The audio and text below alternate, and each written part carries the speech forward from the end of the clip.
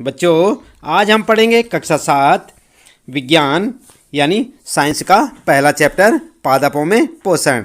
हम आपको बताएंगे बच्चों इस पाठ से संबंधित प्रश्नों के उत्तर। तो सबसे पहले बात करते हैं बच्चों, इस पाठ में आपने क्या कुछ सीखा, कुछ मुख्य बिंदुओं के साथ इसकी जो है आप इन्हें याद करेंगे। नंबर 1, आपने इस पाठ में पढ़ा था बच्चों, सूर्य सभी सजीव प्राणियों के लिए ऊर्जा का चरम स्रोत है, यानी कि सभी प्राणियों को जीवन देने वाला है। नंबर 2, हरे पौधों में भोजन संश्लेषण की प्रक्रिया सूर्य के प्रकाश की उपस्थिति में होती है, जिसे प्रकाश संश्लेषण कहते हैं। समझ गए ना आप, किसे कहते हैं प्रकाश संश्लेषण? हरे पौधों में भोजन संश्लेषण की प्रक्रिया सूर्य के प्रकाश की उपस्थिति में होती है, जिसे क्या कहते हैं? प्रकाश संश्लेषण। तीसरा पॉइंट आपके लिए काफ़ी इंपॉर्टेंट है, पत्तियों में एक हरा वर्णक होता है जिसे क्लोरोफिल कहते हैं। याद रखें, क्लोरोफिल क्या होता है? पत्तियों में एक हरा वर्णक होता है। आगे अगला पॉइंट है, क्लोरोफिल सूर्य के प्रकाश की ऊर्जा को ग्रहण करने में सहायता करता है।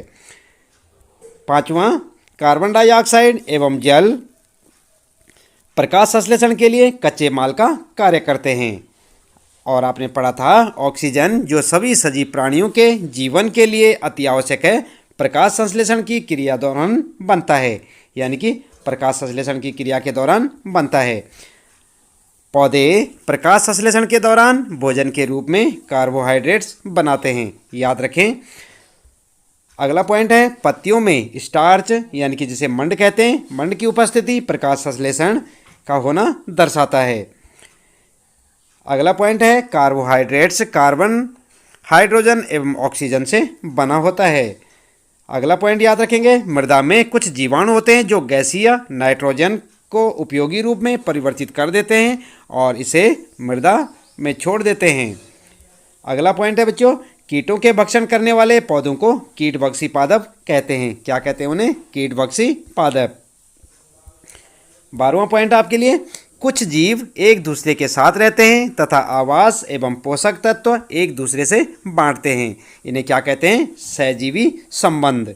सहजीवी संबंध किसे कहते हैं? कुछ जीव जो एक दूसरे के साथ रहते हैं और आवास पोषक तत्व एक दूसरे में बांटते हैं। 13वां पॉइंट आपके लिए, लाइकेन सहजीवी संबंध का एक उदाहरण है। कार्बोहाइड्रेट्स, प्रोटीन, वसा, विटामिन एवं खनिज हमारे भोजन के संगठक होते हैं। और अंतिम और आखिरी पॉइंट आपके लिए, हमारे शरीर के लिए भोजन के संगठक आवश्यक होते हैं जिन्हें पोषक कहा जाता है। तो ये बच्चों आप ध्यान देंगे, ये कुछ आपके लिए मुख्य बिंदु थे इस पाठ से संबंधित। आप इन्हें पाठ में से देख सकते हैं और इन्हें अच्छे से याद रखें। इस पाठ में आपको और भी बहुत सारी जानकारियाँ मिली होंगी, तो आप उन्हें पढ़ सकते हैं। इसके बाद बच्चों हम बात कर रहे हैं यहाँ पर इस पाठ से संबंधित प्रश्नों के उत्तरों की। तो चलिए देख लेते हैं। पाठ के अंत में आप देख सकते हैं, सबसे पहला प्रश्न आपके लिए, जीवों को खाद्य की आवश्यकता क्यों होती है? क्यों होती है बच्चों? आपको भी खाद्य की आवश्यकता होती है, सभी प्रकार के जीवों को होती है। उत्तर में लिखेंगे, जीवों को खाद्य की आवश्यकता निम्न कारणों से होती है, और हेडिंग डाल सकते हैं आप। नंबर 1 लिखेंगे, काम करने के लिए ऊर्जा की आवश्यकता होती है। नंबर 2, शरीर निर्माण के लिए। और नंबर 3, शरीर के टूट फूट की मरम्मत के लिए। और नंबर 4, कोशिकाओं को नियमित ऊर्जा प्रदान करने के लिए किसकी आवश्यकता होती है? खाद्य की आवश्यकता। इसके बाद दूसरा प्रश्न है बच्चों, परजीवी एवं मृतजीवी में अंतर स्पष्ट कीजिए। तो जानते हैं आप परजीवी और मृतजीवी क्या क्या होते हैं? चलिए उत्तर में देखते हैं। उत्तर लिखेंगे आप और उसके बाद लिखेंगे परजीवी, हेडिंग डाल देंगे। और नंबर 1, ये अपना भोजन अन्य जीवों से प्राप्त करते हैं।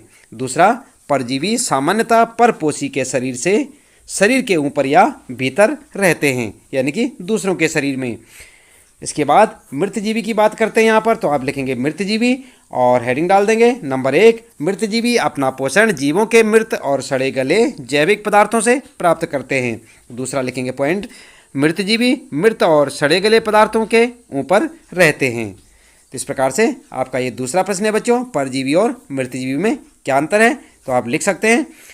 तीसरा प्रश्न शुरू होता है, आप पत्ती में मंड यानी स्टार्च की उपस्थिति का परीक्षण कैसे करेंगे? तो कैसे करेंगे? उत्तर लिखेंगे। नंबर 1, पत्तियों पर आयोडीन विलयन की बूंदें गिराकर हम मंड की उपस्थिति का परीक्षण कर सकते हैं। और नंबर 2, जब आयोडीन विलयन मंड यानी स्टार्च के संपर्क में आता है तो एक गहरा नीला रंग नजर आता है। तो इस प्रकार से आप परीक्षण कर सकते हैं। ये तीसरा प्रश्न था और इसका उत्तर। चौथा प्रश्न है बच्चों, हरे पादपों में खाद्य संवेषण प्रक्रम का संक्षिप्त विवरण दीजिए।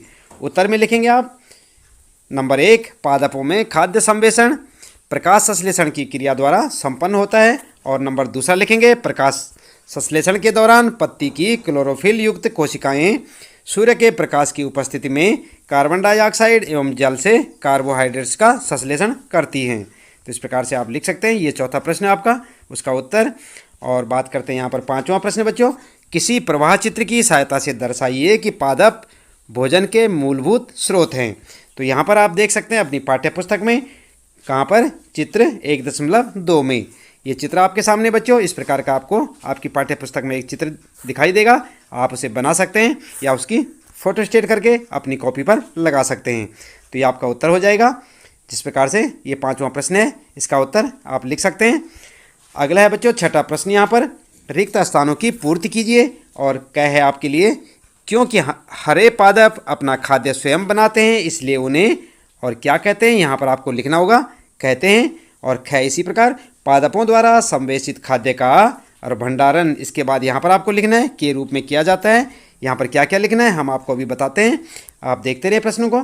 ग में प्रकाश संश्लेषण के प्रक्रम में जिस वर्णक द्वारा सौर ऊर्जा संग्रहित की जाती है उसे क्या कहते हैं, यहाँ पर आपको लिखना होगा। और घ है प्रकाश संश्लेषण में पादप वायुमंडल से, यहाँ पर लिखना आपको क्या लेते हैं तथा किस चीज़ का उत्पादन करते हैं। तो यहाँ पर आपको 2 ऑप्शन देने हैं।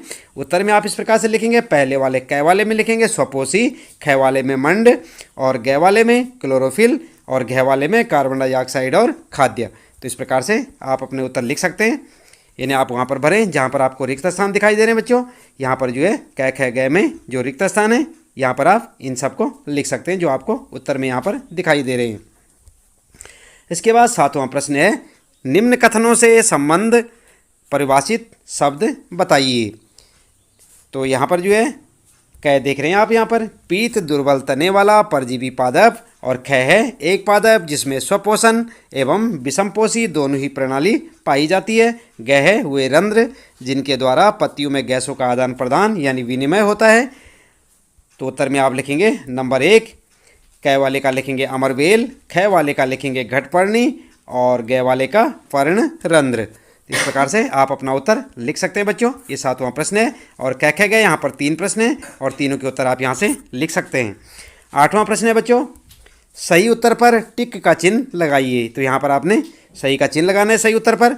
कौन सा सही है देख लेते हैं। क वाले में यहाँ पर पूछा है अमरबेल उदाहरण है किसी, और किसका है, स्वपोषी का, परजीवी का, मृतजीवी का या परपोषी का। अभी हम आपको उत्तर बताते हैं, आप सोचिए तब तक। और ख वाला प्रश्न है, कीटों को पकड़कर अपना आहार बनाने वाले पादप का नाम क्या है। और यहाँ पर भी आपके लिए 4 ऑप्शन है, सही ऑप्शन कौन सा है, उत्तर लिखेंगे आप नंबर 1 का उत्तर लिखेंगे क का, परजीवी का, और दूसरा लिखेंगे घटवर्णी यानी फीचर पादप का। तो यहाँ पर देख सकते हैं आप नंबर 1 का यहाँ पर कौन सा होगा बच्चों, प्रश्न 8वां ये यहाँ पर होगा ये परजीवी। तो यहाँ पर आप सही का चिन्ह लगा देंगे। और इसके बाद ख वाले में लगाएंगे आप यहाँ पर घटपर्णी पर सही का चिन्ह लगा सकते हैं, ये आपका उत्तर हो जाएगा। इसके बाद 9वां प्रश्न है यहाँ पर, कॉलम ए में दिए गए शब्दों का मिलान कॉलम बी से शब्दों से कीजिए। और यहाँ पर 2 कॉलम आपके सामने हैं, ए और बी, ये देख सकते हैं आप, ए और यहाँ पर बी। और यहाँ पर लिखा है क में क्लोरोफिल और इधर लिखा है जीवाणु, नाइट्रोजन, परपोषित, अमरबेल, घटपर्णी, जंतु और यहाँ पर पत्ती, कीटभक्षी और यहाँ पर परजीवी। तो इनका मिलान करना आपने किस प्रकार से करेंगे, चलिए देख लेते हैं। उत्तर में आप इस प्रकार से लिखते हैं, क के साथ मिलाएंगे आप ये वाला, ख के साथ ये, ग के साथ ये, घ के साथ ये और ग के साथ ये। इस प्रकार से आपका उत्तर हो जाएगा, इनके साथ आप मिलान कीजिए। इसके बाद बच्चों 10वां प्रश्न आता है आपका, निम्न कथनों में से सत्य एवं असत्य कथनों का चयन कीजिए। और आपने चयन करना है कौन सा सही है कौन सा गलत है। क्या लिखा है यहाँ पर, प्रकाश संश्लेषण में कार्बन डाइऑक्साइड मुक्त होती है, क्या ये सही है या गलत है आपको बताना है। और ख है ऐसे पादप जो अपना भोजन स्वयं संश्लेषित करते हैं मृतजीवी कहलाते हैं, सही है या गलत है आपको बताना है। घ में पूछा है प्रकाश संश्लेषण का उत्पादन प्रोटीन नहीं है। और घ में है प्रकाश संश्लेषण में सौर ऊर्जा को रासायनिक ऊर्जा में रूपांतरण हो जाता है। तो यहाँ पर जो है कौन सा सही है कौन सा गलत है, चलिए देख लेते हैं। कै का उत्तर होगा असत्य, यहाँ पर ख का उत्तर भी असत्य होगा, गै का उत्तर सत्य और गै का सत्य। तो इसका मतलब आप समझ गए होंगे। यहाँ पर ये 10वां प्रश्न है आपका, और पहले के ये दोनों क्या हैं, ये भी असत्य है, और ख वाला भी असत्य है, और गै वाला सत्य है, और घ वाला भी सत्य है। तो इस प्रकार से आप लिख सकते हैं। उत्तर देख के यहाँ से लिखें। इसके बाद है सही विकल्प चुनिए। तो आपका जो प्रश्न होगा 11वां प्रश्न है, पादप के किस भाग द्वारा प्रकाश संश्लेषण हेतु वायु से कार्बन डाइऑक्साइड ली जाती है। तो किस भाग से ली जाती है, यहाँ पर भाग दे रखें, मूल रोम से, रंध्र से, पर्णशिराओं से या बाहरी दल से। उत्तर क्या लिखेंगे, उत्तर लिखेंगे आप रंध्र से। क्या लिखेंगे उत्तर में, रंध्र से। और 12वां प्रश्न है बच्चों, वायुमंडल से मुख्यतः जिस भाग द्वारा पादप कार्बन डाइऑक्साइड प्राप्त करते हैं वह है, और कौन कौन सा है वह। यहाँ पर 4 ऑप्शन है, जड़, तना, पुष्प या पत्तियाँ। तो उत्तर लिखेंगे आप पत्तियाँ। क्या लिखेंगे उत्तर में, पत्तियाँ। ये आपका सही आंसर होगा। तो इस प्रकार बच्चों, इसी प्रकार लगातार अपने सभी पाठों के प्रश्न उत्तर जानने के लिए आप हमारे साथ लगातार जुड़े रहें, इसी प्रकार देखते रहें वीडियो। और यदि अभी तक आपने चैनल को सब्सक्राइब नहीं किया तो चैनल को भी सब्सक्राइब अवश्य कर दें, बेल आइकन दबा दें बच्चों, ताकि आपको आने वाली प्रत्येक पाठ की वीडियो की नोटिफिकेशन मिलती रहे। और लगातार देखते रहें कक्षा 7 विज्ञान यानी साइंस के सभी पाठों के प्रश्न उत्तर हमारे साथ। तो आज के लिए इतना काफ़ी है बच्चों, मिलते हैं फिर अगले पाठ के प्रश्नोत्तरों के साथ अगली वीडियो में। आपका दिन शुभ हो।